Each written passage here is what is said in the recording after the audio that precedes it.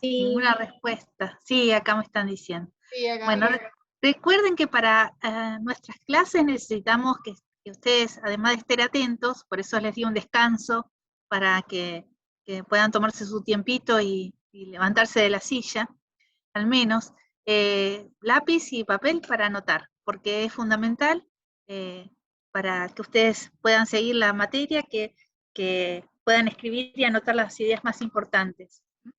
Todo este proceso, porque en FQA también es un proceso el aprendizaje, lo tenemos que hacer de a poco, de forma paulatina. Y para romper un poquito el hielo, quería hacerles unas preguntas, a ver si ustedes se animan a ver si lo pueden. Vamos a iniciar la votación. La primera dice, ¿qué sistema de unidades usamos en FQA? Si se acuerdan ustedes, marquen cuál es, ¿no? La segunda pregunta dice, ¿los gases ideales son solo un modelo matemático? La tercera dice, ¿la presión y la temperatura crítica son iguales para todos los gases? ¿Las isotermas del modelo de Van der Waals son válidas para la presión menor que la presión crítica? Y la quinta pregunta, si mezclo gases ideales, siempre el gas mezcla se comportará como un gas ideal. Bueno, ustedes vayan votando, así las ven, a las preguntas las llegan ¿se ven? ¿Se distinguen? Sí, sí. Sí, bueno, sí, se ven. Ahí me van respondiendo, así un poquito, hacemos este juego para ver qué sabemos del tema.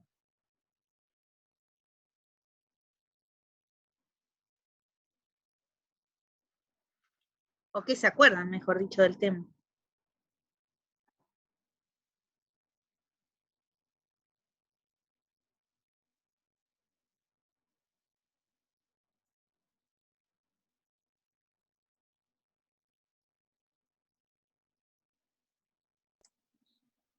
Profe, ¿te puedo hacer una consulta? Sí. No sé si la clase pasada ya te lo preguntaron, pero ¿con cuántos decimales tenemos que...? Con 2 decimales está bien. En realidad son 2 cifras significativas. Sí. No okay, decimales. Dos cifras significativas. Claro, Y sí. otra consulta, el tema del redondeo. Porque viste que hay unas personas que si la tercera cifra significativa es un 5, suben o dejan sube igual. 1. Sí, así, corresponde eso. Bárbaro, gracias. Muy bien. Ya creo que la mayoría está votando, ¿no? Dice que el 64% votó.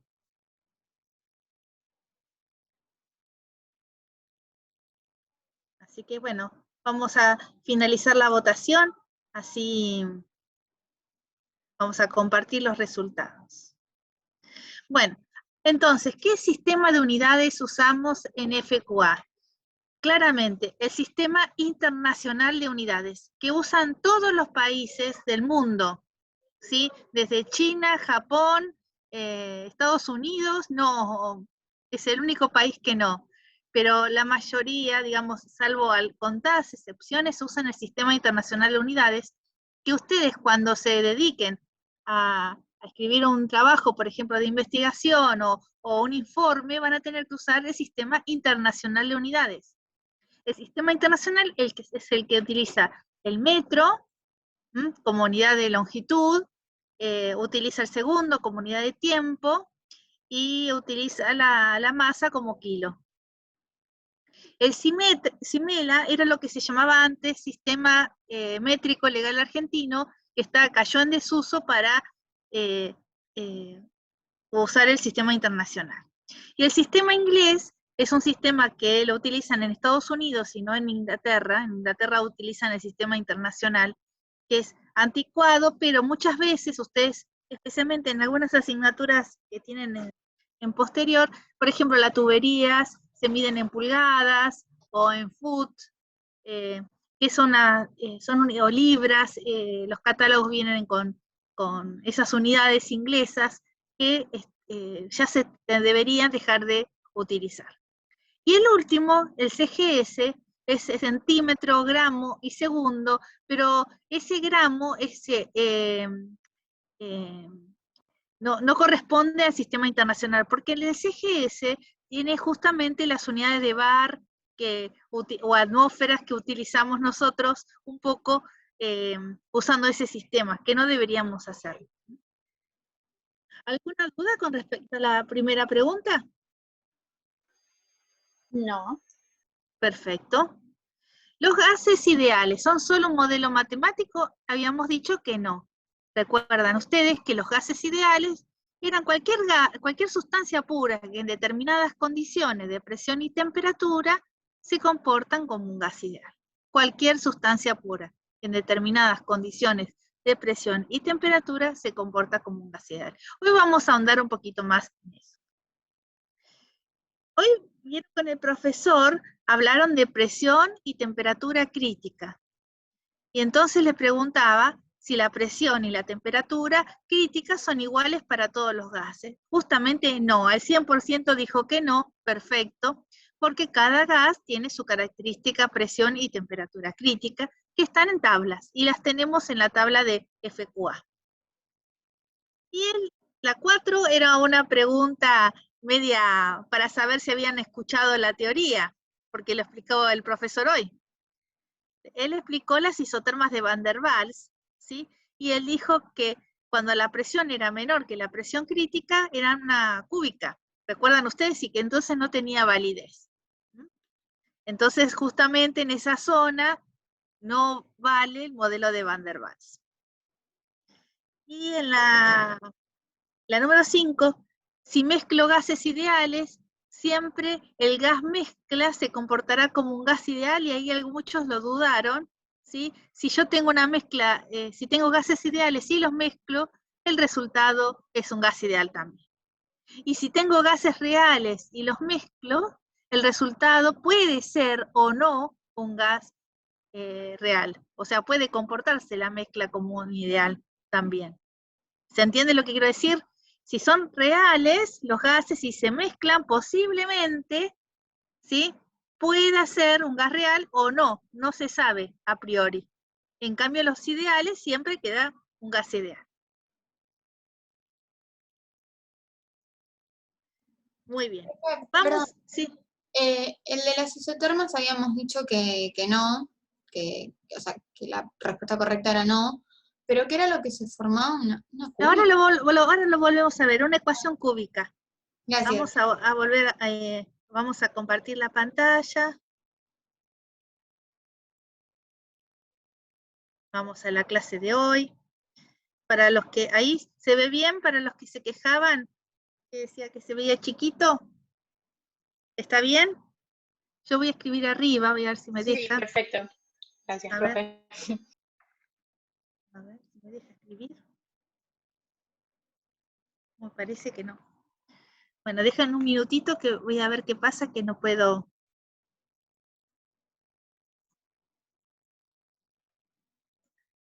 Escribir arriba.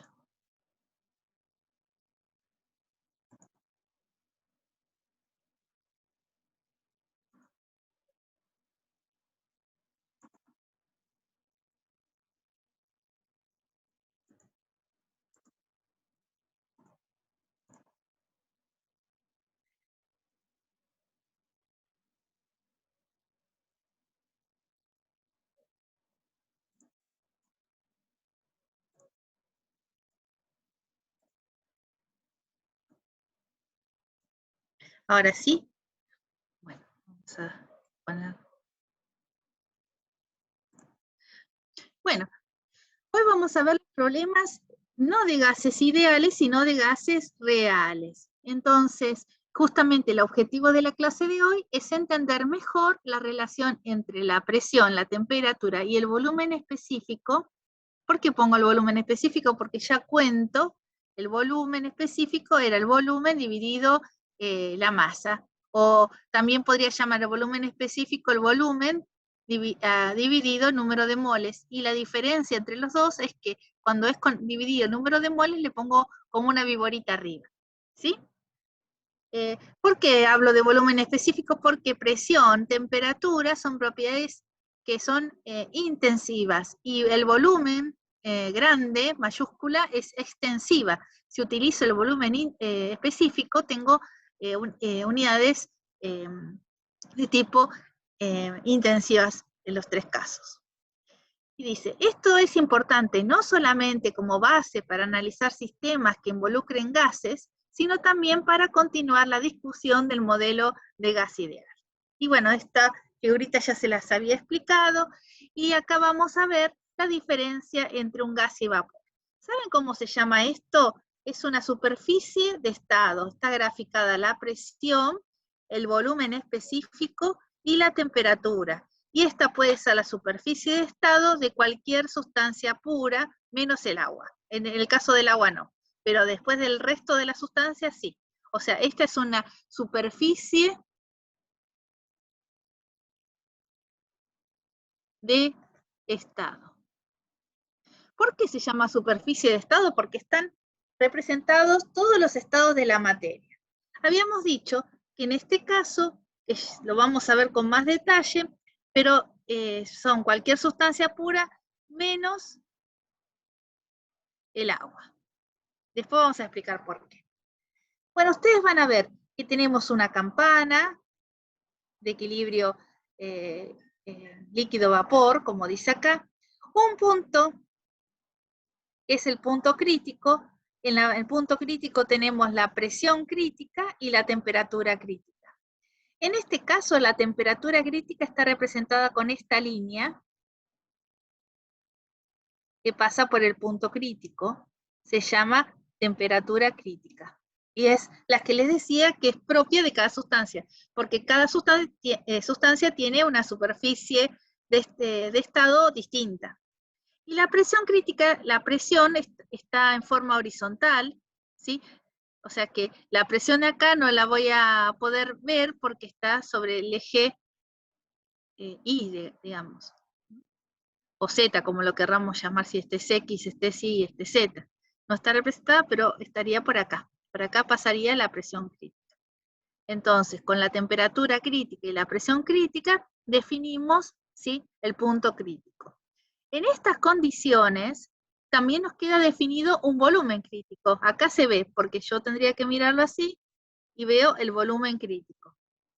¿Estamos de acuerdo? O sea, tenemos temperatura crítica, presión crítica y volumen crítico. Si estamos por arriba de estas condiciones críticas, acá, o sea, de esta línea roja que yo marqué arriba, fíjense que dice que se encuentra en estado de gas la sustancia. Si estamos por debajo, esta línea de esta campana de equilibrio líquido-vapor separa justamente un cambio de fase. De este lado tenemos vapor. De este lado izquierdo tenemos líquido comprimido. Si nos vamos más, enfriamos un poco más, tenemos una campana sólido-líquido, y luego tenemos el estado sólido. O sea que acá están todos los estados de la materia. Y me olvidaba algo. Esta línea, con esta temperatura que se va a marcar acá, esta línea representa la temperatura del punto triple, que es una línea que se llama línea triple. Debajo de esta línea triple, toda esta superficie que queda aquí debajo, es el equilibrio sólido-vapor. O sea, en estos casos, si yo tengo estoy en este estado, me encuentro como sólido. Si estoy en este otro borde, me encuentro como vapor. Si yo caliento desde el punto este, voy a presión constante, lo que voy a tener, ¿sí?, es vapor. Esto se llama sublimación. Y en este caso, si yo me paro acá, estoy en estado de líquido. Si me paro acá, estoy en el estado de vapor. Si yo caliento a presión constante, lo que va a poder pasar es que se va a vaporizar. Si yo estoy aquí, estoy como sólido. Si caliento a presión constante, la presión dijimos que se veía así, voy a llegar al estado líquido. Entonces voy a fundir. Y puedo hacer los procesos inversos si quiero, que son los procesos que vemos nosotros en la realidad. Bueno, entonces, Fíjense, acá dice, un gas real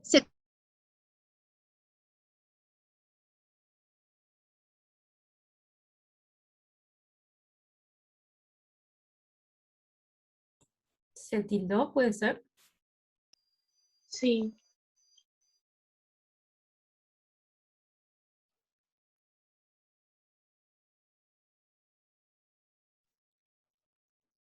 es la que utilizamos en las ecuaciones, la que buscamos. Profe, justo se tildó Bueno, todo. profesor. Ay, estás hablando un montón. Justo Ah, se ¿qué tildó te todo, pasó? profe. Lo Ahí último se que ve dijiste no se escuchó. que nosotros trabajamos siempre con presiones absolutas. ¿Sí? Bueno, cuando la presión absoluta tiende a ser cero, o sea, tengo muy baja presión, o sea, ¿qué quiere decir que tiende a ser cero? Estoy muy por debajo del punto crítico, muy por debajo, en esta situación, acá, si lo miramos acá, estoy con una presión muy baja, en esta situación se comporta como gas, el gas real. Acá sería un gas ideal, acá sería ideal. Pero esta es una condición. ¿Y la otra cuál será? Que me encuentre con una temperatura que sea muy superior a la temperatura del punto crítico. Acá en esta condición ven que esta temperatura es la del punto crítico. Otra temperatura que está más arriba, por ejemplo esta, ¿sí? Una temperatura mayor, en esta zona también es gas. Entonces, este sería gas, también se comporta como ideal. Todo. Las dos condiciones, que no se van a dar simultáneamente, o sea, presión tendiente a cero y la temperatura mayor que la temperatura crítica, son las dos condiciones para que se comporten como gas ideal. No se dan simultáneamente. Ahora, vapor y gas, la diferencia es bastante sutil.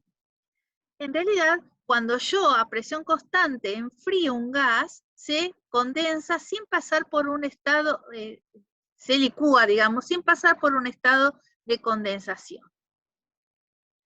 Es muy difícil de interpretar esto en la vida real, porque normalmente cuando nosotros tenemos un gas y lo enfriamos, vemos un proceso de que se van formando gotitas y luego termina de formarse todo líquido, o al revés, ¿no? Tenemos un líquido, vemos que se va vaporizando hasta que todo se vaporizó y ya no tenemos más.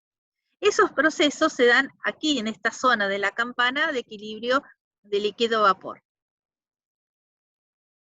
Pero cuando estamos muy por arriba de la temperatura crítica, estamos por encima de la temperatura crítica, pasamos al estado de líquido sin haber hecho el cambio de fase. Esa entonces es la diferencia entre el vapor y gas. Si yo enfrío a presión constante, ¿sí?, paso por un cambio de fase, sufre un proceso de condensación. Y el gas no lo puede hacer. Esta es la definición.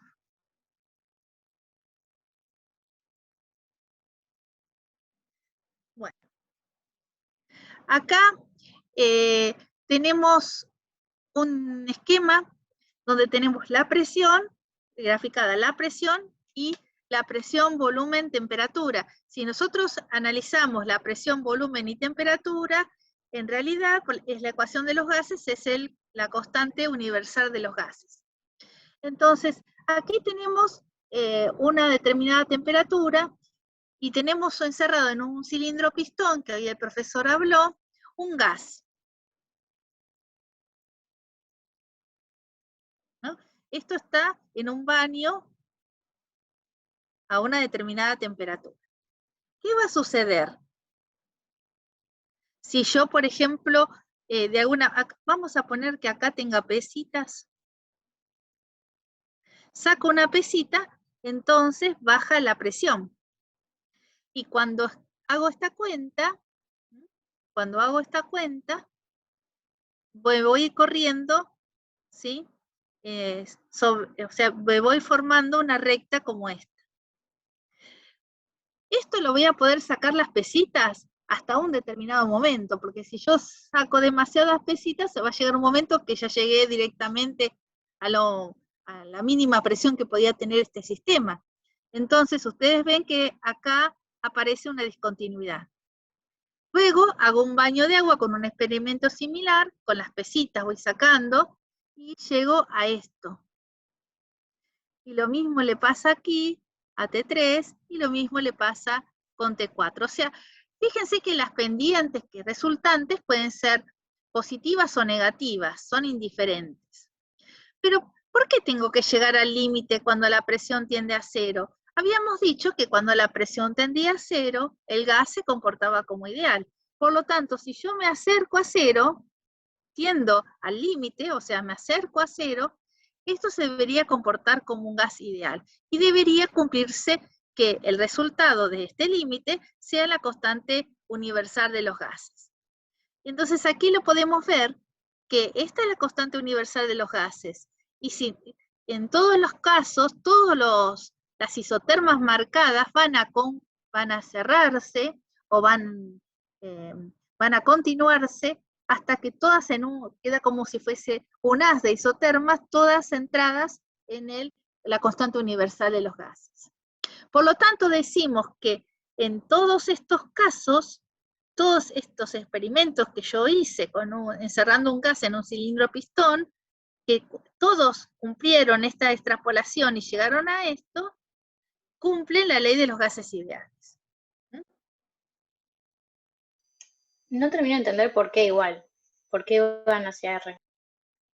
Porque en este caso, todas estas, vos tenés, cada una de estos son distintos experimentos con distintas temperaturas y podían ser el mismo gas o distintos gases. Este podría ser el gas Z, este puede ser el gas A, este puede ser el gas B, y este el gas J. No importa qué tipo de gas, lo que estamos viendo es que todos terminan en un único punto. Digamos que en el límite, cuando la presión tiende a cero, terminan en un único punto. Quiere decir que esos gases que en ese momento hice estos experimentos se han comportado como gases ideales. Entonces acá seguimos hablando de lo que ya habíamos contado, que los gases ideales no era un tipo de gas especial que no existe en la naturaleza y que nosotros decimos gases ideales, sino que cualquier sustancia pura en determinadas condiciones cumple con estas características. Que habíamos dicho, y repito, son dos, y que no se tienen que dar simultáneamente. Presión muy baja, tendiente a cero, o temperatura muy por arriba de la temperatura crítica. Bueno, esta figura que yo tengo acá, si ustedes me permiten, podríamos imaginar que la estamos proyectando, presión y volumen. Si nosotros miramos de esta cara, así, miramos de frente, vamos a tener esta campana y vamos a tener esta línea. ¿Sí? Vamos a mirar de frente. Eso es lo que yo les estoy marcando acá. Y como a nosotros nos interesa nada más que la zona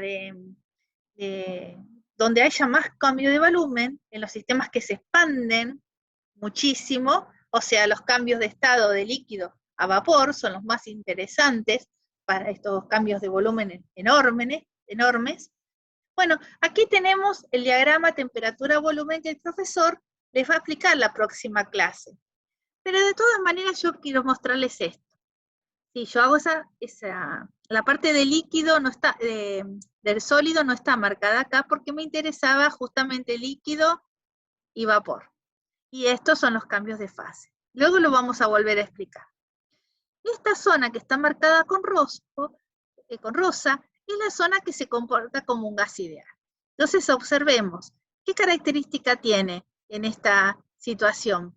Tiene que tener las presiones muy bajas, todas estas presiones, estas líneas que están marcadas aquí, con color rosa, representan a las presiones. Estas se llaman isobaras.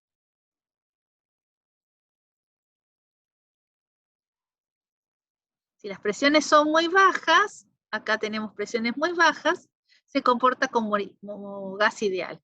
Y por otro lado, si las temperaturas, esta es la temperatura crítica, acá se ve más clarito, la temperatura crítica sería una línea que corta acá.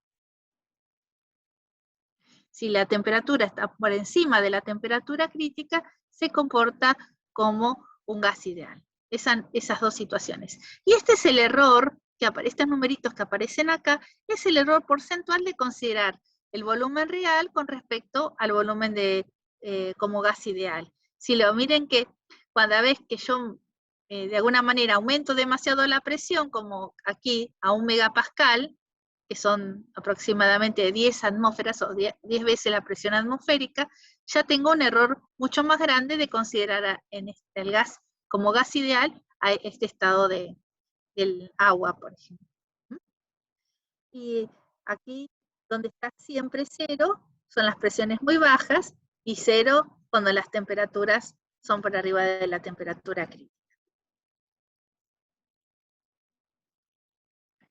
Bueno, entonces, la primera ecuación de estado más sencilla, más fácil que se planteó fue, la primera también fue la del gas ideal. Y tuvieron que pasar como 100 años para que Van der Waals planteara su ecuación, que es la que les mostramos acá, 1873. Esta ecuación, un poco ya los conté en la clase pasada, que Van der Waals consideró, quería encontrar una ecuación de estado para los gases que se comportaran de forma real, o sea, que no cumplían con la ecuación de los gases ideales. Y para ello, modificó la ecuación de gas ideal con algunas contribuciones. Él dijo que el volumen, en realidad, el modelo del gas ideal considera que las moléculas son puntuales, entonces le restó el volumen molecular. Aquí aparece esta constante B de Van der Waals, que se pueden encontrar en tablas, y le ha restado esa parte. Y por otro lado, ¿se acuerdan que les había contado que él pensó, bueno, si yo tengo un recipiente cerrado y tengo un gas, en todos los bordes, algo así como la tensión superficial, estas moléculas tienen unas fuerzas que no están completas, no me sale la palabra, complementarias entre ellas, ¿no? Que se anula, acá todas las fuerzas se oponen de una dirección y la otra, en cambio en los bordes, las fuerzas no, le faltan unas partes unas componentes a la fuerza. Y eso, lo que él pensó es que tenía que contar con una presión superior. Y este término, que se llama presión interna, que se suma a la presión, bueno, en este caso lo pasaron restando para allá, estaba relacionado con una constante y el volumen, porque él decía que cuanto, y la inversa del volumen al cuadrado, que cuanto mayor volumen específico tuviese, menor sería la presión general. Es obvio, porque cuanto más grande es este sistema, menos efectos de borde tenemos. Bueno, y esto es lo que contó el profesor. No quiero detenerme mucho, no tiene mucho sentido que analicemos todo esto. Él lo que halló era cuánto valían estas constantes A, B, que se encuentran en tablas. Porque él graficó las isotermas, y estas isotermas, en un determinado momento, cuando llegan a la presión que es menor que la presión crítica, tienen como una inflexión porque son una ecuación de tipo cúbica. Él lo comentó en clase. No nos vamos a detener con esto. Lo que yo quiero decirles es que se puede analizar, porque justamente en el punto crítico se da una característica de todo punto de máximo. La derivada de la presión, en este caso con respecto al volumen, vale 0. Y la segunda derivada de la presión con respecto al volumen es igual a 0 en un punto de máximo. Entonces, haciendo esas derivadas de esta función, él halló cuánto valen A y B. Y fíjense, lo más importante de todo esto es que A y B dependen de ¿quién? De la temperatura y la presión crítica, los dos casos. Por eso, para cada gas tenemos un valor de A y de B. En algunos libros directamente no se los dan y los tienen que calcular ustedes, y en otros mucho más sencillos ya tienen el dato. Bueno, entonces aquí tenemos el ejemplo de estas constantes de Van der Waals, que ustedes la tienen en la tabla de FQA. Pero ¿de dónde vienen estos? Vienen de la temperatura y la presión crítica. Bueno, entonces, a él se le ocurrió, relacionó estas constantes que eran función de la presión y la temperatura crítica con su propia ecuación, y trató de simplificarlo. Entonces, lo que les quedó, habiendo acomodado los términos, es que la mayoría de los casos podía ver que la presión sobre la presión crítica les quedaba en la ecuación, y la temperatura sobre la temperatura crítica, y el volumen sobre el volumen crítico. Entonces él pensó, bueno, sería muy interesante, ya que me quedaban estos números fraccionarios que son adimensionales, porque no tienen dimensión, ¿lo ven? Presión sobre presión crítica, temperatura sobre temperatura crítica, volumen sobre volumen crítico, no tienen dimensión. Él lo llamó presión reducida, temperatura reducida y volumen reducido. Este volumen reducido es el volumen reducido de Van der Waals, porque estamos hablando de él. ¿Estamos de acuerdo? Entonces, él creó una propiedad que se llama propiedad reducida y enunció la ley de los estados correspondientes, que después se le llamó ley de los estados correspondientes de Van der Waals. ¿Y qué significa eso? Quiere decir que todo gas, si yo tengo dos gases que tienen la misma presión reducida y la misma temperatura reducida, deberían tener su mismo volumen reducido. O sea, dos gases diferentes que tengan la presión reducida igual, la temperatura reducida igual, debería tener el volumen reducido igual. ¿Sí? Esta es la ley de Van der Waals. Ley de los estados correspondientes de Van der Waals. Era fenómeno lo que había él imaginado, porque si yo tengo las constantes que dependen solamente de las condiciones críticas, y podía relacionar dos gases distintos, y podía predecir cuál es el volumen crítico de los gases, eso es una maravilla de la matemática. Pero lamentablemente todo esto no sirvió. ¿Por qué? Porque no, o sea, encontraba gases que tuviesen la misma presión reducida y la misma temperatura reducida, pero no podían nunca tener el mismo volumen reducido. El último dato, en este caso, no les coincidía. Este es el problema de Van der Waals, que su ecuación no era válida para todo, en todas las condiciones. Tenía un error. Y acá, bueno, vuelvo otra vez, no quiero detenerme mucho con el tema de que si estoy por debajo de la temperatura reducida, que el profesor lo contó, tenemos una cúbica, tenemos un punto y otro punto, 3 puntos, y entonces no es válida la ecuación, no está prediciendo la situación dentro de la campana de equilibrio líquido-vapor. Entonces, Van der Waals tenía que arreglarse. A partir de eso, surgen nuevas ecuaciones. Aquí están en forma cronológica: 1928, 1940, 1949, 1964. Algunas parecen bastante más complejas, tienen muchas más constantes. Esta mucho más compleja. Una de las más conocidas es la de Rayleigh-Knowles, que nosotros es la que estamos dando, que toma una ecuación muy similar a la de Van der Waals, pero aparece la temperatura elevada a la 1/2 acá en este denominador, y estas constantes A y B no son para nada las constantes de Van der Waals. Bueno, sencillamente es una nueva ecuación donde está despejada la presión. Ahora, si tengo que despejar la temperatura, ya tendría que realizarlo con una computadora, porque no lo podemos hacer, o al tanteo, pero es mucho más complejo.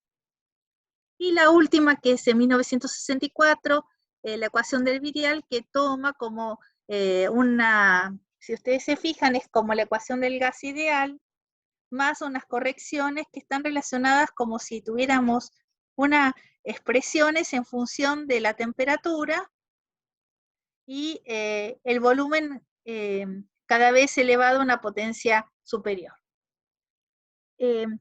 La verdad es que estas ecuaciones, hay muchísimas más, no es la única que vamos a usar es la de Rayleigh-Knox, por supuesto que no la necesitan saber de memoria. Para nosotros lo que nos sirve es que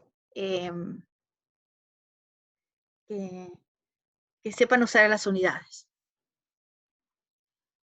Ahora todo esto se mejoró. Recuerden que habíamos dicho que Van der Waals tenía el problema de que la presión reducida y la temperatura reducida no coincidía con el volumen reducido. Entonces, en 1949, Gou Zhenzhou, un chino que vivió en Estados Unidos, pensó algo mucho más fácil, por eso está contento Homero, para corregir la ecuación de los gases ideales. Entonces, miren, esta es la ecuación de los gases ideales. P por B, vamos a escribir acá, nRT. Lo que pasa es que acá, en vez de poner B, pone volumen específico. ¿Sí? ¿Qué pasa si yo divido todo acá? P por B, RT. Esto da 1. ¿Estamos de acuerdo? Entonces, él agarró y dijo, si esto es gas ideal, el valor da 1. Si el gas no es ideal, debería dar un valor distinto que 1. Entonces ese valor dijo, lo voy a llamar Z. Y este Z se llama factor de compresibilidad. ¿Hasta ahí vamos? ¿Me están escuchando? Sí, sí, sí. Sí, sí, Ah, sí. bueno, porque estoy hablando y no veo a nadie, no sé qué, no veo absolutamente nada. Bueno, entonces, fíjense qué fácil lo armó. Puso un Z. Y entonces miren esto, si yo escribo, este es el B, el volumen real. B, volumen real. Y miren, esto es el volumen del gas ideal. RT dividido P es nada más que el volumen del gas ideal. O Z, por eso se llama factor de compresibilidad. Compara cómo cambia el volumen respecto a un gas real y un gas ideal. Si el Z vale 1, sería que se comporta como un gas ideal. Si el Z es distinto de 1, se comporta como un gas real. Acá lo tenemos los gases reales, ¿no? El Z se puede comportar mayor de 1, acá dice igual a 1, no, o menor de 1, ¿sí? Porque 1 es justamente el gas ideal. Entonces, ahora veamos, ¿cómo llegamos a esto? Él enunció una nueva ley que se llama la ley de los estados correspondientes de Gou Zhenzhou, donde dice que la presión reducida, dos gases que tengan la misma presión reducida, la misma temperatura reducida, tendrán el mismo volumen pseudo reducido. No es el volumen reducido, porque el volumen reducido era el volumen sobre el volumen crítico. Este no. El volumen pseudo reducido, ¿qué es? Miren ustedes, el volumen pseudo le pone la comita, pseudo. Es el volumen que tenemos, el volumen real, dividido el volumen que se hubiese calculado con las condiciones críticas.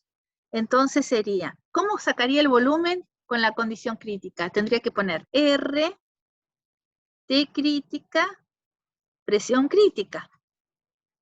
¿Lo ven ustedes? ¿Sí? No, Entonces, me perdí con esto último. mira, Yo también. yo como está escrito así, lo escribo de esta manera. Siguiendo lo que había dicho Van der Waals, el volumen pseudo reducido, el pseudo le pone una comita, en el libro de Morán y Shapiro, a mí a veces me gusta ponerle la S para recordar que es pseudo reducido. Es lo mismo, que es el volumen, siempre el volumen del gas real, dividido el volumen que hubiese sido si la temperatura y la presión fuesen la presión crítica. Entonces, aquí en la ecuación del gases de gas pongo T crítica y presión crítica. Entonces, acá yo lo copié acá del libro directamente de Morán y Shapiro. Fíjense, acá este prima no tiene sentido, ¿no? Miren que dice presión crítica, temperatura crítica y R, es que esto lo pasó para arriba, nada más, ¿sí? Esta presión igual, crítica lo pasó en el numerador, pero es lo mismo que está escrito acá. entiendo lo que hacemos, pero no entiendo cuál es la diferencia entre B'R y BR entonces. O sea, Claro, ¿de qué me porque sirve acá, pseudo este es reducida? el volumen crítico. Vamos a dibujar. Si yo tengo la presión y el volumen, y tengo una campana, ¿no? Esta sería la presión crítica. Aquí vendría la temperatura crítica. Y este es el volumen crítico, es el volumen que le corresponde al punto crítico. ¿Estamos de acuerdo? Ahora, el volumen calculado con las condiciones críticas no coincide para nada con este. Puede ser un volumen que esté por acá, por ejemplo, o por acá. No coincide. Es cualquier cosa, digamos. No coincide con el verdadero valor.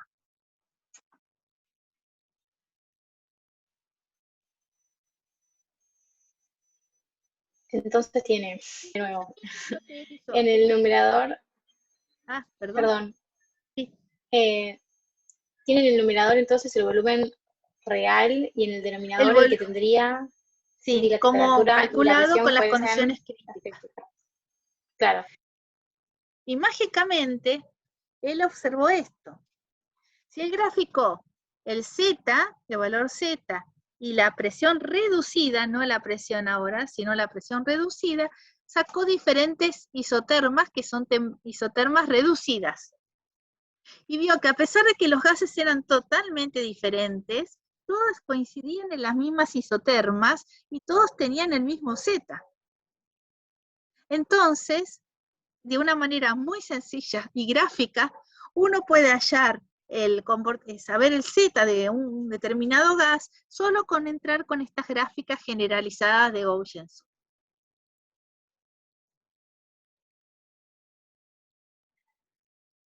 Estas gráficas generalizadas, acá tenemos el Z, acá tenemos la presión, tienen una forma como muy chiquita acá y después se amplía demasiado de este otro lado. O sea, si yo tengo las presiones reducidas muy grandes, es como que los zetas crecen muchísimo, ¿ven? Desde 1, hasta 4, crecen muchísimo. Y en esta zona es como que es muy chiquitito y están muy pegadas todas las isotermas. Por lo tanto, esta gráfica se separa en pequeñas gráficas chiquitas, que es la que tienen ustedes en la serie de físico-química. Diferentes gráficos que representan lo mismo. Uno de estos, no sé si ustedes la tienen a mano, a la serie, a las tablas, la tabla de físico-química, van a ver que tienen varios gráficos como estos, donde está Z y la presión reducida, y estas líneas que están marcando acá, estas líneas llenas, corresponden a las isotermas reducidas. Inclusive lo dice TR. Entonces, dependiendo de nuestra situación, en este caso yo tengo un dato de entre 0 y 1, entonces uso este gráfico de presión reducida entre 0 y 1, uso este. Si tengo el valor de 10 a 40, usaré otro. Uno entra con la presión reducida, choca en la isoterma de la temperatura reducida y lee el Z. Después voy a volver a este gráfico. También tenemos este otro que el profesor les ha explicado. ¿Recuerdan la forma que tenía este gráfico real? Era como que al principio, como que va hacia abajo y luego crece. Entonces, aprovecharon este gráfico y cortaron aquí en la mitad. Y esta parte la pusieron aquí abajo. Entonces, ¿se dan cuenta? El haz, venía acá, arriba. Acá arriba. Pero lo cortaron y lo escribieron abajo. Fue una manera bastante práctica de representar todo en un solo gráfico. Entonces, si yo tengo que leer entre 0 y 10 de presión reducida, tengo que buscar en el gráfico superior. Leo, busco la isoterma reducida que corresponde y encuentro Z. Y si tengo que entre 8 y 28 de presión reducida, utilizo la parte inferior y busco con presión reducida y temperatura reducida mi Z. Ahora, cuando veamos un ejemplo, nos va a quedar más claro. Ustedes me van a ayudar con sus diagramas, así que vayan buscándolos si todavía no lo tienen muy a mano. Acá tenemos un tanque rígido, está lleno de vapor de agua. Inicialmente está a 20 megapascales y 520 grados Celsius. Entonces, el tanque pierde energía hasta alcanzar la temperatura de 400 grados Celsius.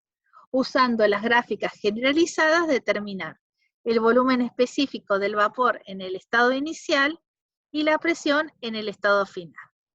Bueno, al principio nosotros tenemos una presión y una temperatura. Ahí tenemos nuestro estado inicial.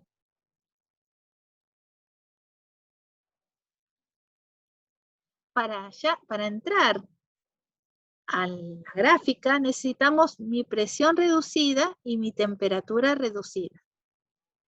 La presión reducida va a ser 20 megapascales dividido la presión crítica del agua, que ustedes me la van a buscar y me van a decir. Y la temperatura reducida va a ser la temperatura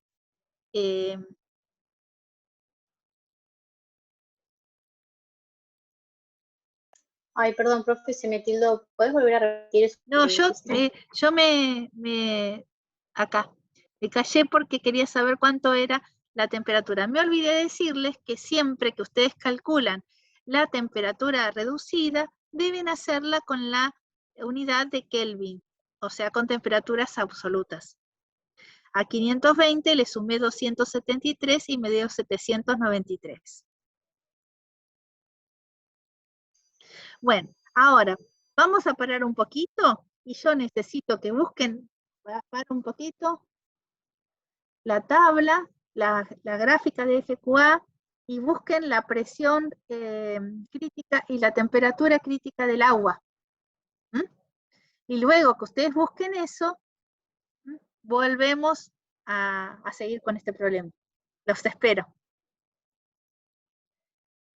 ¿Coti es la única que está prestando atención o hay más que están prestando atención? Acá me está, bien, bien Ariana, bien, así me gusta. Que me escriba, perfecto. Ahí me puso la presión crítica del agua 220 bares, está en bares. Y la temperatura crítica 647 Kelvin. Nosotros, vuelvo a compartir, tenemos la presión en megapascales. Entonces tienen que pasar el valor en bares, 220 bares, a megapascales. Profe, perdón. Porque Ari fue como muy rápido. Sí, perdón. Yo estoy en la tabla y no encuentro estos valores que ella encontró. No sé si yo estoy buscando mal, que es lo más probable. Está en la primera hoja o en la segunda. Página 8. Acá está en Coti, escucha, hay una tabla que se llama Tabla de Propiedades Críticas de algunos compuestos inorgánicos, página 8 de 27, donde dice agua y ahí pasan los valores. Ahí está, acá. Yo estaba buscando en cualquiera, por eso no encontré. Claro, no es los gráficos, es las tablas. No, por ahí está, ahora sí, gracias, Cande.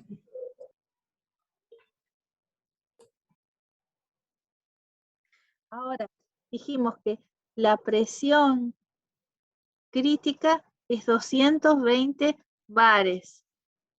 Y la temperatura crítica 647, perdón, porque no me acuerdo. Sí, 647,14 bares.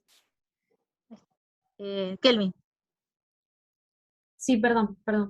Bueno, el problema que tenemos acá, vieron que la temperatura, eso lo escucharon todos, ¿no? Lo pasé a Kelvin. Ahora, ¿qué problema tenemos? Esta presión está en megapascales. Y esto está en bares. Un bar es 0,1 megapascal. O convertimos esto en megapascal o convertimos el numerador, cualquiera de las dos. Si ponemos entonces acá sería 22 megapascal. Y aquí anotamos el valor de la presión reducida.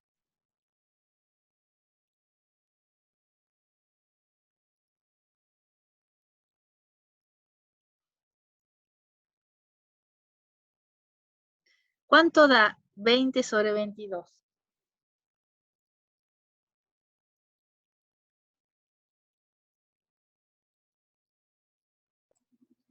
0,9. Y 793 sobre 647. 1,23. Perfecto, 1,2. Porque 1,2 no vamos sobre- a poder... Bueno, ustedes, yo acá les muestro con este diagrama, pero lo quiero que lo vean en su propio diagrama. Ustedes tienen impresa la guía, como la tabla, como les habíamos pedido, ¿no?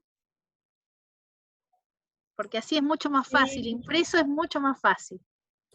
Entonces, busquen, como tenemos en 0,9, el diagrama que ustedes van a usar es este.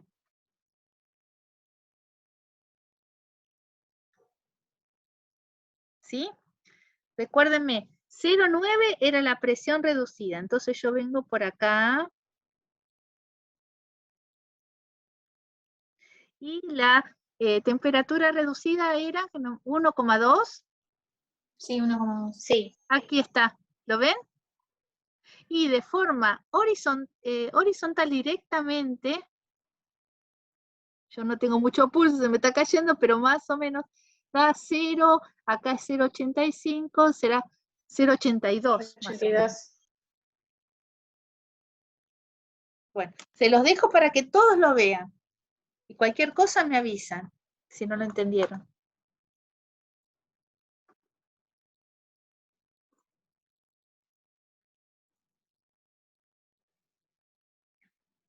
Ay, profe, Sí, perdón. sí, ¿Puede volver a ¿cómo no? Pero repetirlo? no hay problema. ¿Vos entendiste esto de la presión reducida que daba 0,9? Sí, Entonces hasta ahí. vengo por acá, Sí. forma vertical, y me cruzo con la línea esta llena, que son las de temperatura reducida. Son las líneas llenas, no las líneas punteadas, sino las llenas. Hasta llegar a 1,2. Ok. Y después interpolo para el otro lado. ¿Y da lo mismo si entro por abajo o entro por el costado? Es lo mismo, ¿no? Es lo mismo. Ah, qué bien. O sea, miro acá 1,2 y 0,9. Claro. Gracias. Me parece más fácil entrar sobre las abscisas, me parece, ¿no? Ver.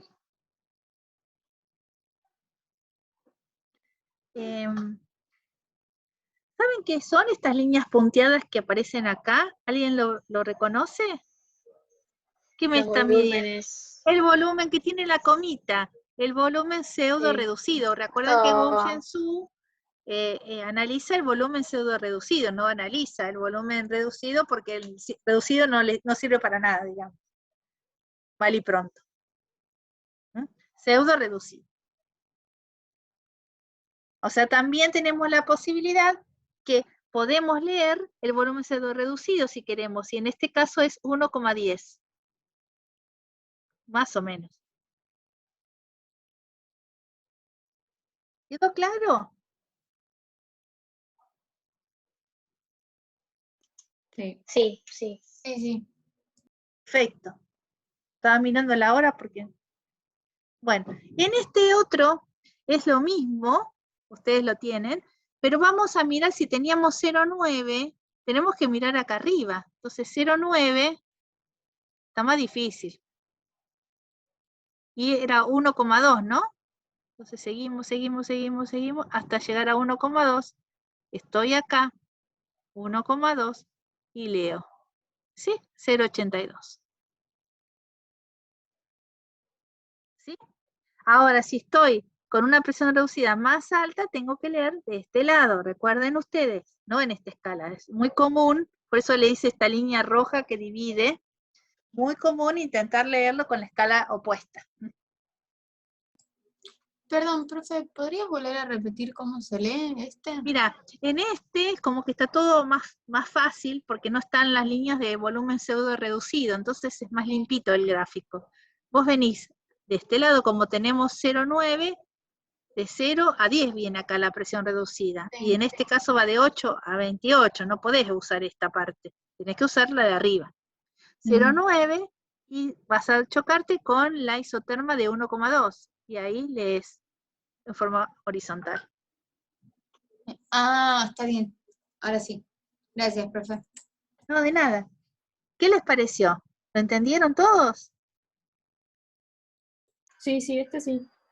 Perfecto. Bueno, yo no les voy a seguir haciendo esto, porque es un problema que yo puse como ejemplo.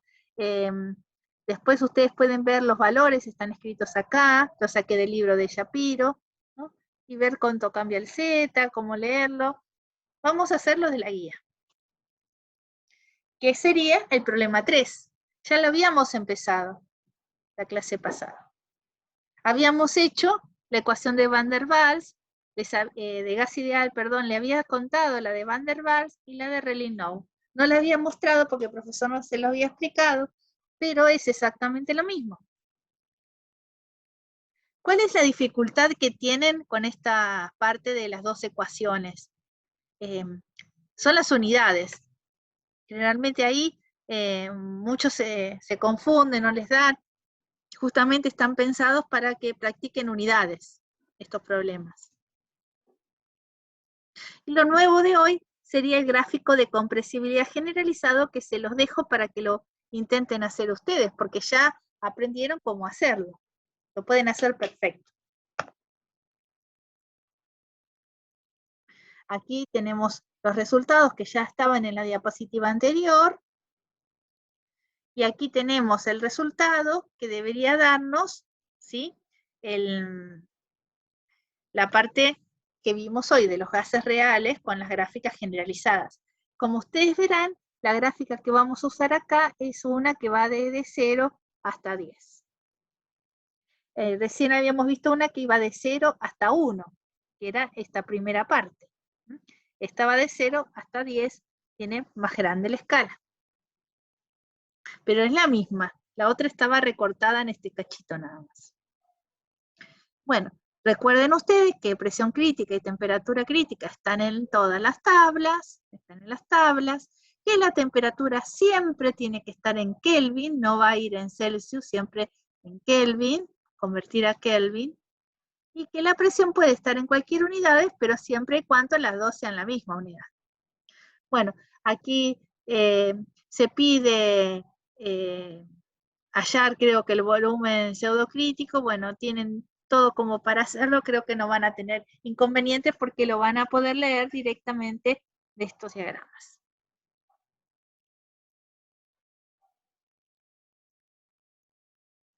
Bueno, acá tienen más ejemplos y como lo hallamos, y el resultado final me dan el Z, que da 0,9, y me piden cuál es la presión. Entonces, ¿qué hago yo? Esto es la presión del gas ideal. La corrijo con el valor 0,9. Entonces, si este era el resultado que me daba como gas ideal y la corrección de Z es 0,9, el resultado, por supuesto, es más baja. Entonces, la presión real del gas es más baja que la estimada. Bastante más baja.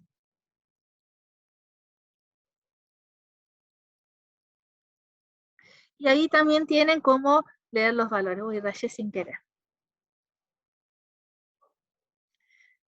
Vamos a ir acá ¿qué pasa cuando tengo una mezcla de gases? Tengo un gas con otro gas que se mezcla. Si este gas es ideal y este gas es ideal, la mezcla dijimos que era de gases ideales. Perfecto.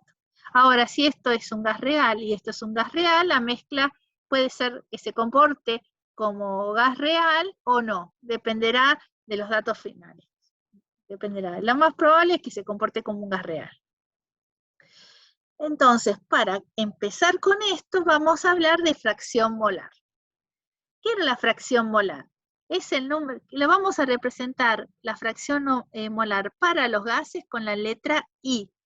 Y el I, que aparece como un subíndice, es el componente. O sea, I puede ser cualquier componente. Este es el gas A y este es el gas B. I podría ser del gas A o I podría ser del gas B. Esta letra representa cualquiera de las dos especies de los gases. Acá podría mezclarse dos o más gases y sería exactamente lo mismo.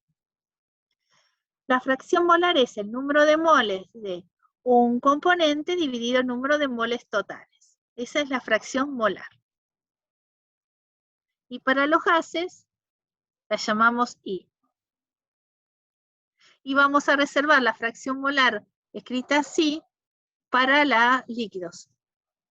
¿Quién sabe ustedes usaron esta letra para la fracción molar?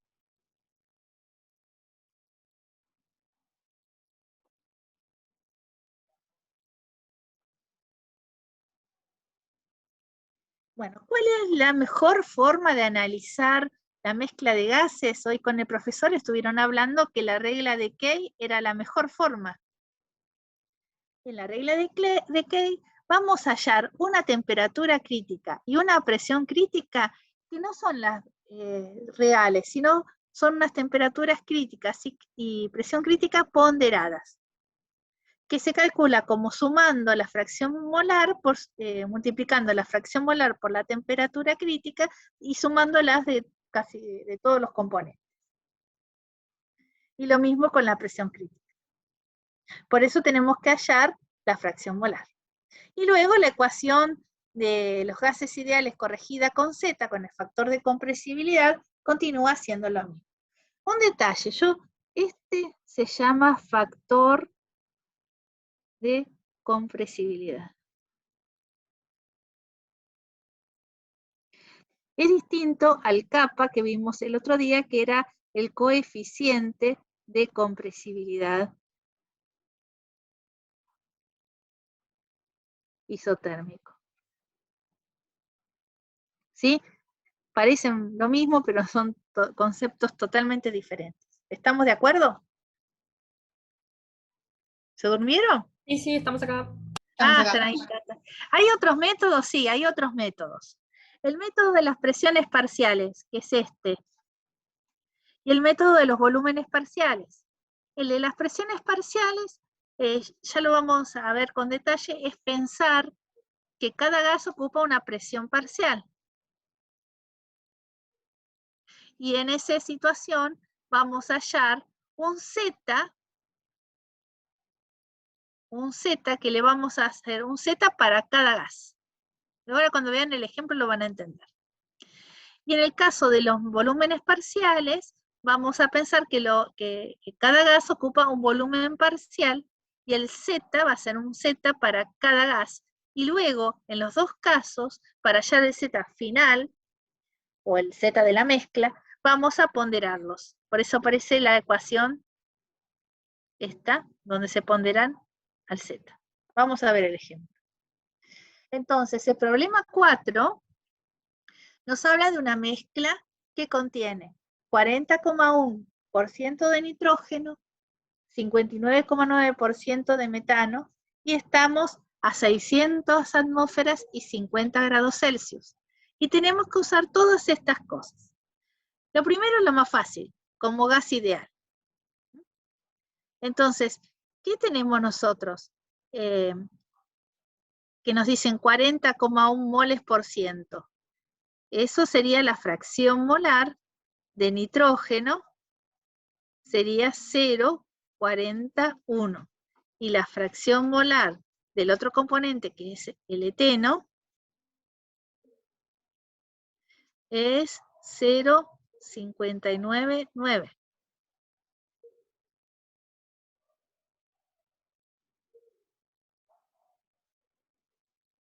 Y nosotros tenemos que hallar el volumen molar.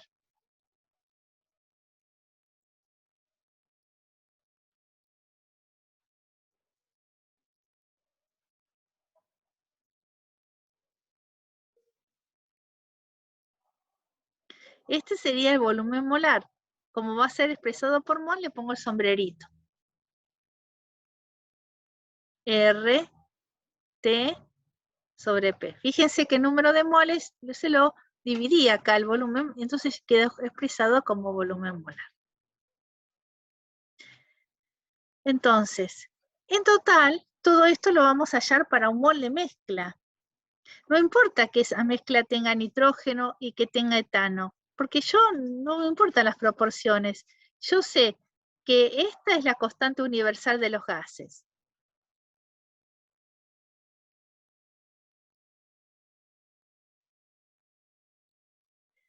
La temperatura sé que es 50 grados Celsius, más 273. ¿Cuánto sería?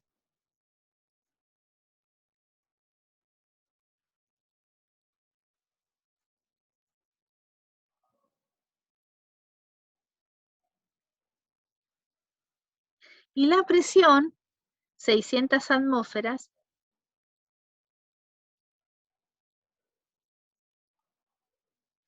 que lo escribí en kilopascales. Sacamos el volumen.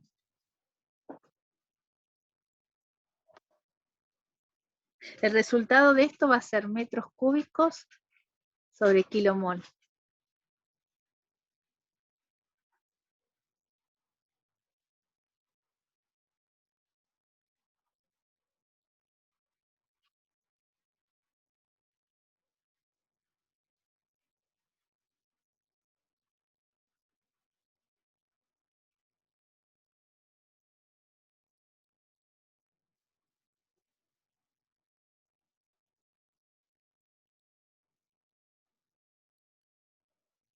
¿Así les dio?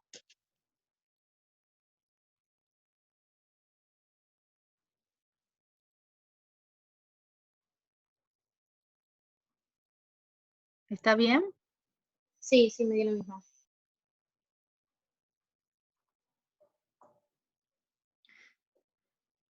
¿Todos lo entendieron?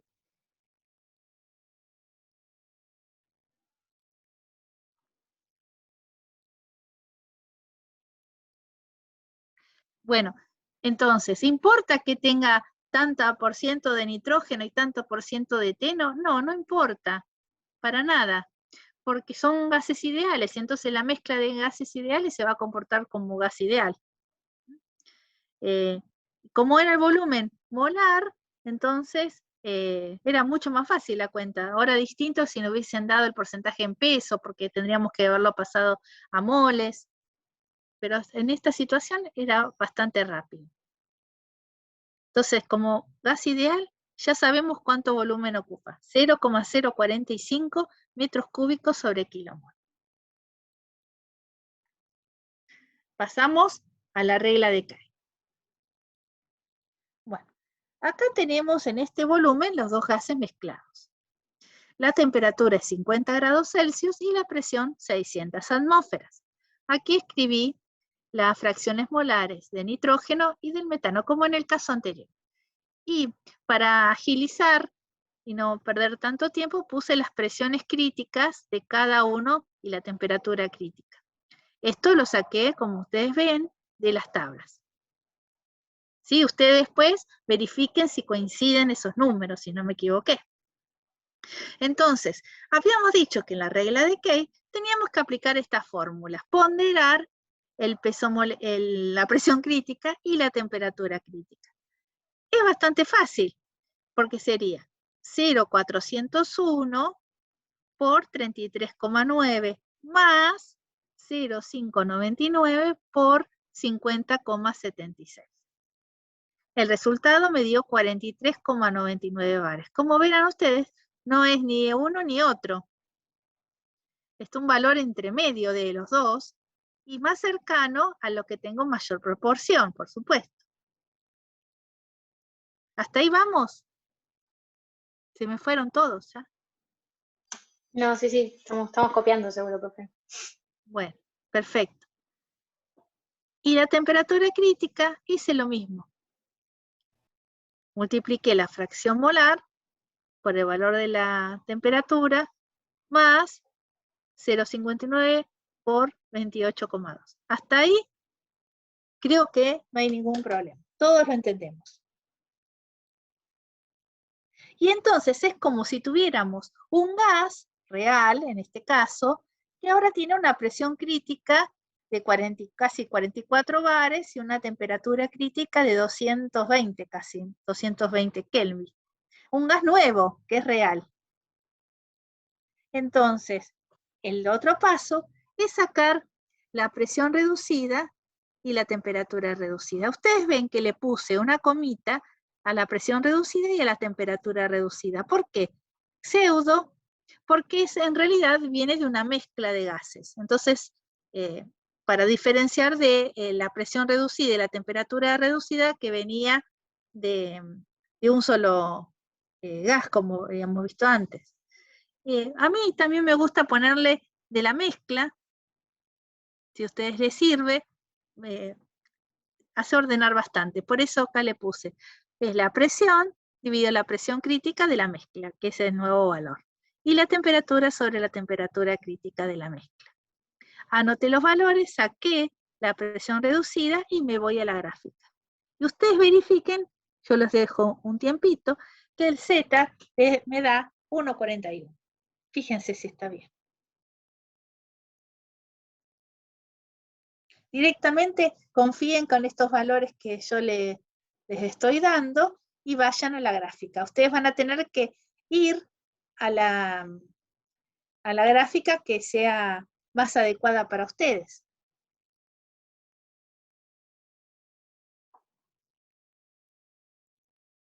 Hay muchas. Por ejemplo, pueden usar esta o las otras, cualquiera que quieran, no hay ningún problema.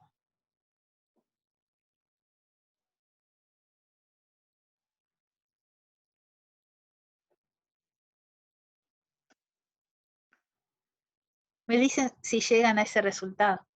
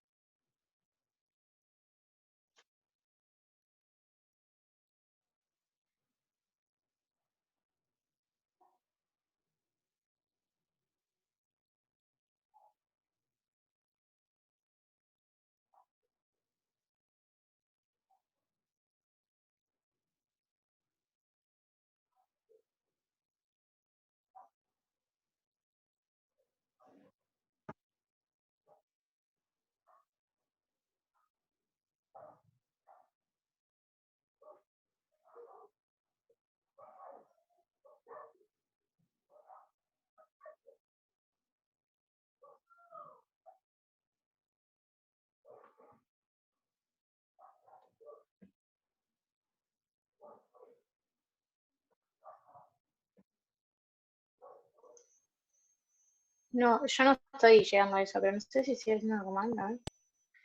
Profe, Entonces, ¿no llegaron a ver? Díganme dónde puede ser. Acá, este valor, a estos, o a este. Ah, al Z no llegué. Al Z. Bueno, Usando esa presión reducida y a vamos a ese. usar. ¿Alguien usó este? no, yo No No. puedo porque es 13,6 la presión reducida. Ah, eso te iba a decir. Entonces no me alcanza. Y este tampoco puedo usar. para el partido hay que usar. En cambio, este sí puedo son usar. de la página 3. Bueno, yo tengo algunos acá nomás. Acá tengo Ese está 13,6. 13,6, más o menos por acá. Y luego la presión, Sí. la temperatura reducida es 1,47. Y yo veo que tengo 1,4 y 1,6. No tengo 1,47. Entonces más o menos está algo en el centro de los dos. Y leo acá. Ah, estaba leyendo del otro lado, con razón. Me pasa lo Claro, mismo. claro. ¿Sí? Bueno, todos se Pensé que equivocan era en lo esa mismo. parte. ¿Sí? Claro. Ahí va, bueno. ¿Seguimos? Sí. Bueno, una vez que todo nos da 1,41, ¿cómo sé cuál es la presión? Que la pregunta. Esto ya habíamos visto que era el valor del gas ideal, que, perdón, pero voy a pasar a la hoja anterior. Acá lo escribí. Me daba, este es el volumen que había que calcular. El volumen era 0,045. Bueno, entonces, el volumen, claro, yo acá saqué la presión y pedí en el volumen que corrigiera. Yo me equivoqué, perdón, tendría que haber puesto el volumen acá y la presión acá.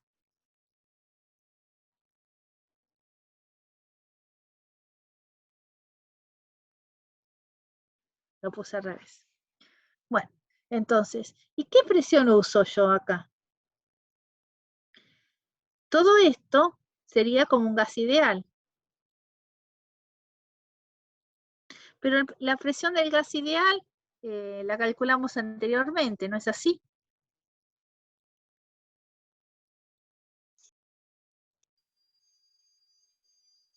La presión. Del gas ideal. Ah, no teníamos de dato, perdón. 600 atmósferas, perdón. Acá. La temperatura también, todo esto lo tenemos.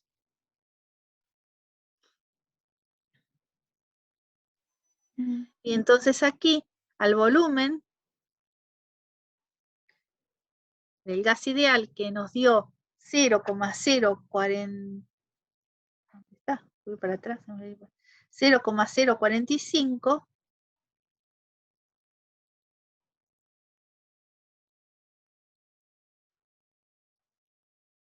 lo tengo que multiplicar por 1,41. Y el resultado me da 0,06363, con eso alcanza. Entonces, siempre podemos usar el factor de compresibilidad para, digamos, ajustar la presión y el volumen. Sencillamente es eso el resultado. Perdón porque Claro. acá había puesto al revés, volumen en vez de presión, porque preguntaba el volumen.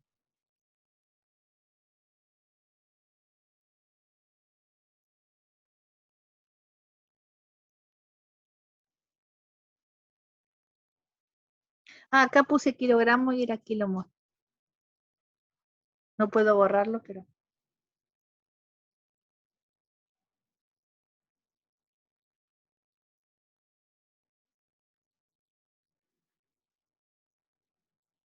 La regla de Kay es la más práctica, la que más fácil es, la que más rápido se obtienen los datos, la que mejor funciona.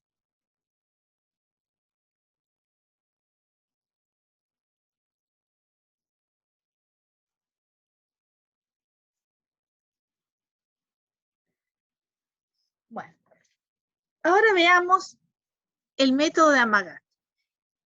Tenemos otra vez el recipiente que tiene los gases, como es el caso anterior, pero dijimos que vamos a dividirlo al volumen en dos volúmenes parciales. Un volumen que va a ocupar el nitrógeno y uno que va a ocupar el eteno. Fíjense que la temperatura en los dos casos va a ser la misma, la presión va a ser la misma. Entonces es como si estuviéramos estudiando dos sistemas por separado.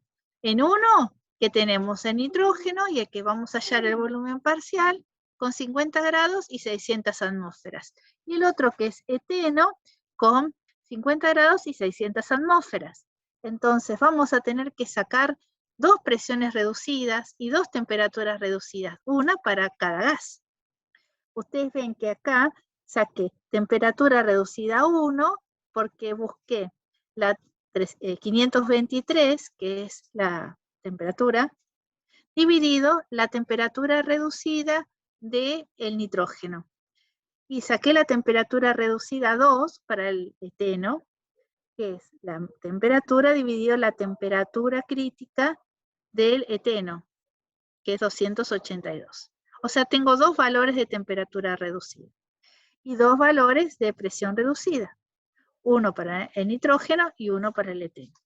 Como pueden observar, hay que ser muy prolijo porque si se confunden con los valores de la presión, sonaron. Entonces, ahora tendríamos que entrar en la gráfica con el valor 256 y, 2,56 y la presión reducida de 17,7. Y leer el Z para el nitrógeno. 2,56 es la temperatura reducida y la presión reducida 17,7.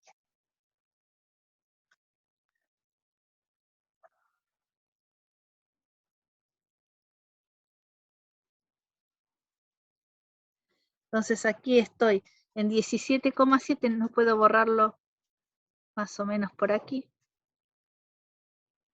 Y con 2,56 de presión. O sea que más o menos donde terminé yo y leo el Z. Aquí me daría 1,5.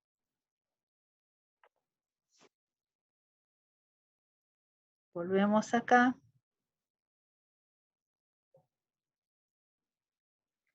Este es el Z que leí. Ahora busco para el otro compuesto que era el eteno. Y tenemos temperatura reducida 1,14, presión reducida 11,85. Bueno, se los dejo para ustedes. Este es el Z. Para terminar, tenemos que hacer el promedio ponderado de estos dos Z. O sea, este valor es el del nitrógeno. Lo tengo que multiplicar por 0,4 más multiplicar por 0,59 el 1,35. Este resultado también me da 1,41, igual que en el caso anterior.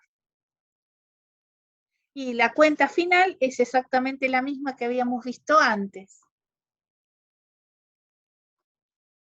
No me voy a detener porque es exactamente lo mismo.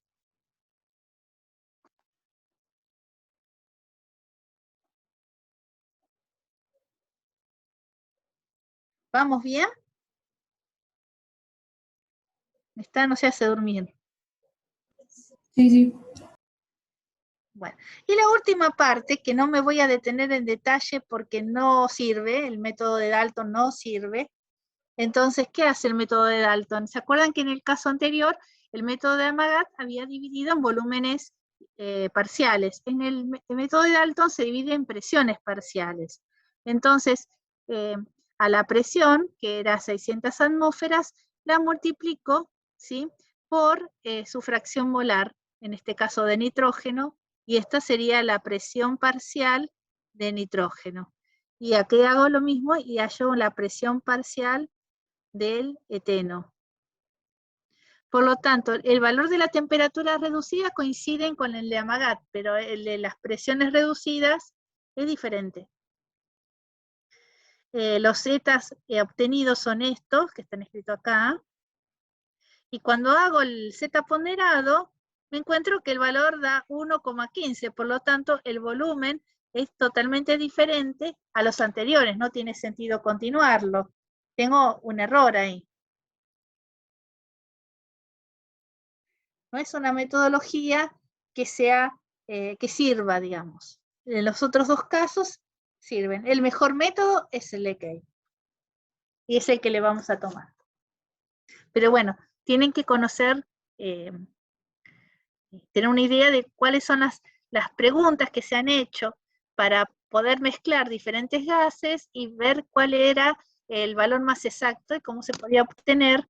Había tres posibilidades, de las tres hay una que no funciona, que es el método de Dalton. Bueno, todo esto está ahí. Antes de irnos, muchas veces van a encontrar con los problemas que siguen en la serie, que hablamos del aire. Y el aire es una mezcla de gases ideales, que tiene una composición en volumen similar a la que está escrita acá. 21% de oxígeno, 78% de nitrógeno y 1% de resto de gases. Esto 21% en volumen equivale a la fracción molar. Cuando yo tengo un porcentaje en volumen es lo mismo que fracción molar.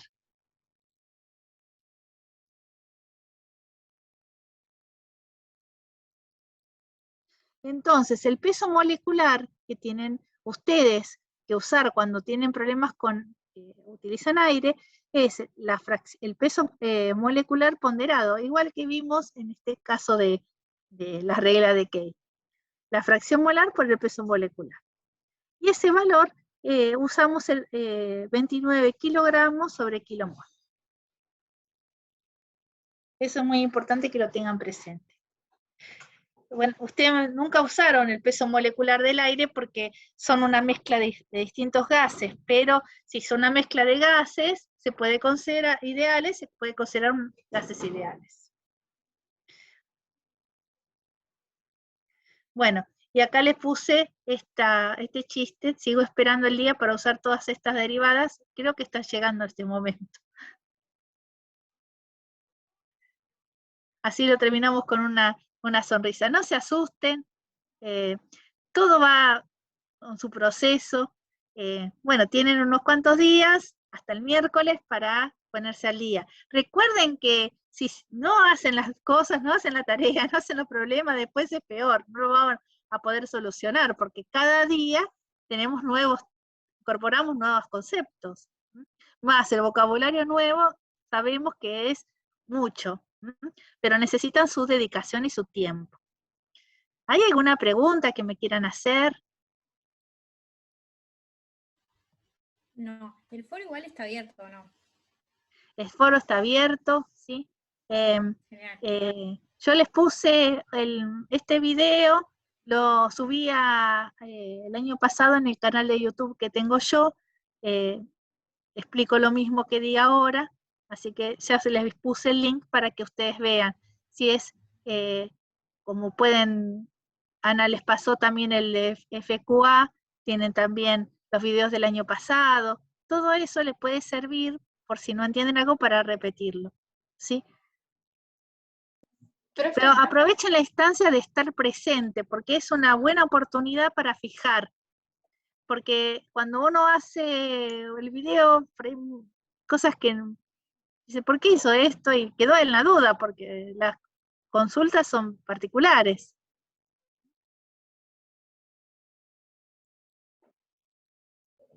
No sé, querían decir. Te hago una consulta, pero ya igual es más de lo que respecta al parcial.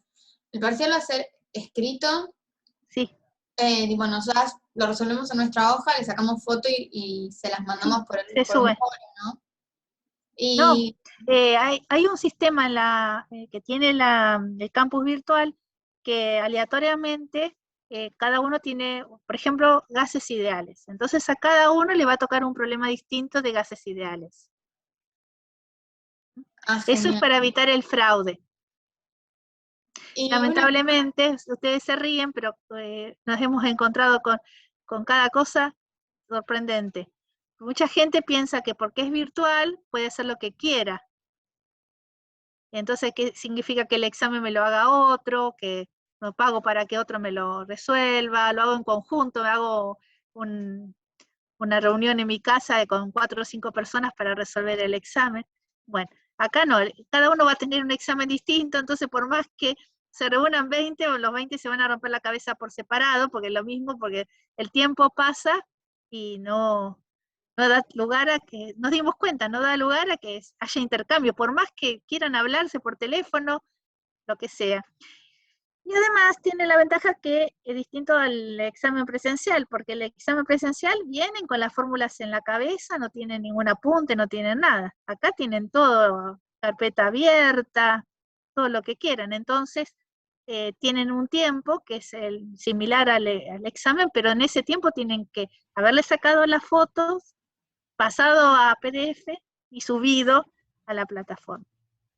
Eso todo quería en ese preguntar. momento. ¿Se supone que podemos tener las tablas o no va a ser Y en el para examen, tenerlas? nosotros en tu casa no podemos quedarnos, así que tienen las tablas, en el examen presencial también tenían las tablas. Claro, bueno, Eso eso me sí, refería. pero no las ecuaciones en el examen presencial no las tenían, pero ahora sí las tienen porque están en su casa. Entonces, Claro. no tenemos que conectarnos por Zoom ni nada, o sea, no es con No, es todo a través de la plataforma. No vimos que no tenía mucho sentido que ustedes estar conectados simultáneamente, porque que trabajaran tranquilos y van subiendo. Y por más que se conecten, cada uno tiene un examen totalmente distinto, así que imposible que, que se puedan hacer. Y bueno, hasta ahora nos ha resultado, también es una confianza de nosotros con ustedes y ustedes con nosotros. Y creo que, dada la situación, otra posibilidad no nos queda, porque a la facultad no podemos ir a tomar el examen. Una pregunta, si en el momento nos surge una duda o algo que, no sé, la compu, Dejamos un mail de consultas. genial. Y de todas maneras, en un tiempo, el examen siempre empieza a las 4 de la tarde. A las 8 ya se cierra automáticamente. Y en ese momento tienen que estar cargadas todas las respuestas. Puede pasar que haya algún inconveniente. Con algo nos avisan o nos mandan por mail 10 minutos para algún problema que no se cargó o que tuvieron problemas, porque a veces también la misma plataforma no anda muy bien en algunas situaciones. Bueno, pongamos que haya un momento que no cargó un problema, entonces 10 minutos para mandarlo por mail a ese problema. Y ahí se terminó. El año pasado tuvimos un disgusto. Una estudiante nos trajo el examen al día siguiente y quería que se lo consideráramos. Bueno, son esas cosas que pasan. No esperamos que pase eso. No, o sea, no avisó nada y al día siguiente apareció a las 10 de la noche con el examen. Yo siempre les digo esto y lo mismo a Eunice y Bernarda y Anita. Ustedes se están formando como profesionales. ¿Qué clase de profesional es aquel que necesita que otro le haga el examen o copiarse de otro o que otro le diga lo que tiene que hacer? Ese tipo de profesional no sirve para nada, porque no va a poder tomar ninguna decisión. A los 2 días lo van a sacar lo van a echar de la planta, del laboratorio, de donde sea. Porque ¿qué sentido tiene? ¿Cuál es el conocimiento que tiene? No, es un profesional que no sirve directamente. Es mejor que no haya hecho nada. Siempre les digo, ustedes aprovechen esta oportunidad que tienen de estudiar a un nivel que es muy bueno, es un nivel, estamos hablando de la Universidad de Buenos Aires, una de las mejores universidades del mundo. Y no nos queremos agrandar a Eunice, no sé si estás Bernarda, pero también nosotros nos matamos para explicarles bien. Así que, ¿no están por ahí? Estamos. Sí, es un trabajo bastante grande hacer todo esto. Nos esforzamos, así que queremos una devolución de ustedes y que queremos que estudien y que lo entiendan y que lo estudien, que lo sepan, ¿no? Y lo puedan aplicar, porque después tienen otras asignaturas que utilizan estos temas y ahí se van a dar cuenta que no entienden nada. ¿no? Ese es y no van a poder continuar. Va a llegar hasta ahí nomás.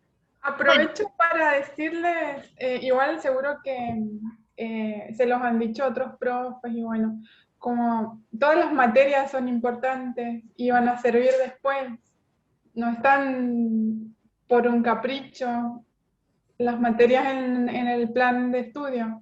Entonces sí, lo que aprendan ahora seguramente lo van a usar en otras materias.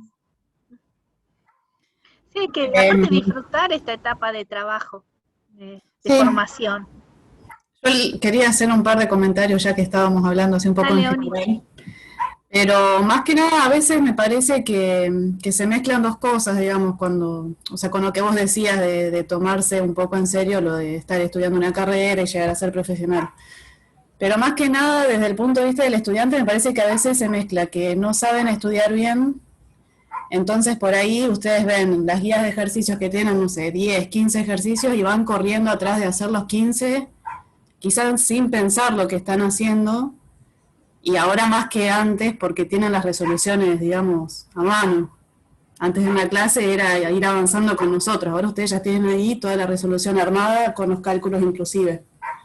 Entonces no corran tras eso de querer hacer parciales y estar buscando parciales viejísimos o no tan viejos, pero o sea, es más que entiendan lo que están haciendo a la cantidad que estén haciendo.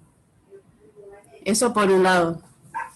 Y por el otro, lo que les quería decir es que no tengan miedo tampoco al error, digamos, porque también me parece que a veces llegan con tantas dudas al parcial porque quizás por el tiempo, que estudian más a último momento o lo que fuera, y buscan cualquier alternativa, o de tratar de buscar en la carpeta que tenían o en la guía de problemas resueltas, y va un poco enganchado a lo que les decía antes, de armarse ustedes un mecanismo para estudiar, que siendo que están por ahí en tercer año, uno ya lo tendría que tener un poco aceitado, pero a veces no pasa eso.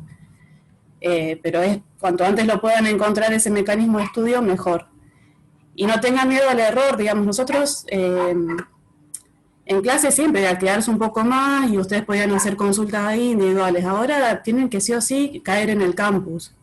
Entonces quizás se sienten más expuestos porque lo que escriban ahí lo va a leer todo el mundo, pero a veces todo el mundo tiene la misma duda y nadie se anima a decirla, y después lo vemos en los parciales, porque prácticamente son los mismos errores repetidos.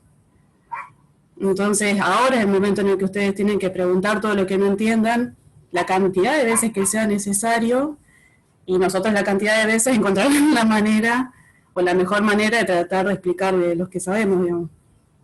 Entonces me parece, no sé, esos dos consejos que les pueden llegar a servir para encarar un poco mejor la materia.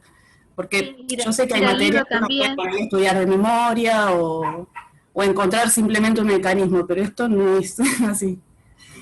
Ir al libro y además ustedes por ahí esperan que nosotros les resolvamos los problemas al 100%, no lo vamos a hacer, porque eso sería un error para ustedes y para nosotros, porque después cuando los evaluamos les hacemos un problema que no está en la guía y van a tener que hacerlo a mano y mandarnos la foto. Entonces, todo eso, lo que no saben poner las unidades o no saben despejar, no saben hacer una derivada, tarde o temprano les va a afectar. Por eso todo lo que ustedes vayan viendo, esto tengo una falla, tengo que estudiarlo, esto tengo que repasarlo, todo cronológicamente porque después es imposible. Y el resultado está en la hoja después que vemos y ahí no tiene vuelta atrás. Y vemos errores conceptuales muy, muy graves. Que eso después termina, lamentablemente, que no se aprueba la asignatura, los trabajos prácticos. No sería el caso, ¿no? La mayoría aprueba, pero bueno, no queremos que desaprueben. A nosotros tampoco nos gusta que desaprueben, eso que quede claro. Y bueno, estas son las condiciones que el trabajo, ¿no? Ustedes tienen que a la vez hacer el esfuerzo.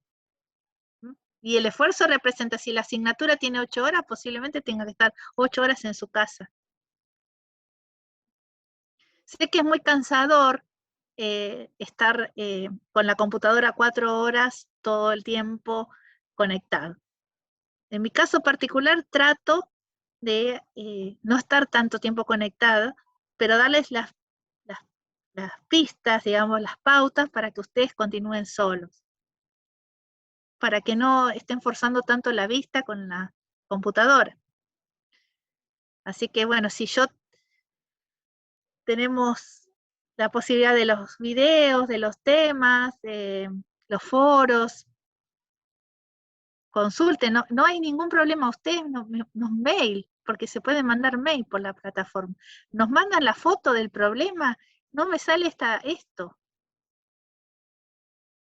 Si tardamos para contestarle o algo, bueno, ténganos paciencia, a veces no es lo único que estamos haciendo, pero mira, esta era una pavada, te olvidaste poner 10 al cubo.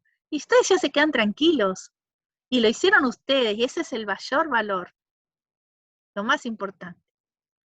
Bueno, y además siempre le vamos a decir esto. No nos aflojen, sigan adelante, sigan con esta carrera que es hermosa, la mejor carrera del mundo. Así que les ha tocado un transcurso de carrera difícil, porque esto de ya 2 años seguidos con virtualidad no es ninguna gracia. Pero no nos aflojen, sigan estudiando, no se van a arrepentir jamás de esta carrera. Jamás. Es lo mejor que les puedo haber pasado, haber elegido esta carrera. Bueno, les mando un cariño a todos y felices Pascuas para que pasen un fin de semana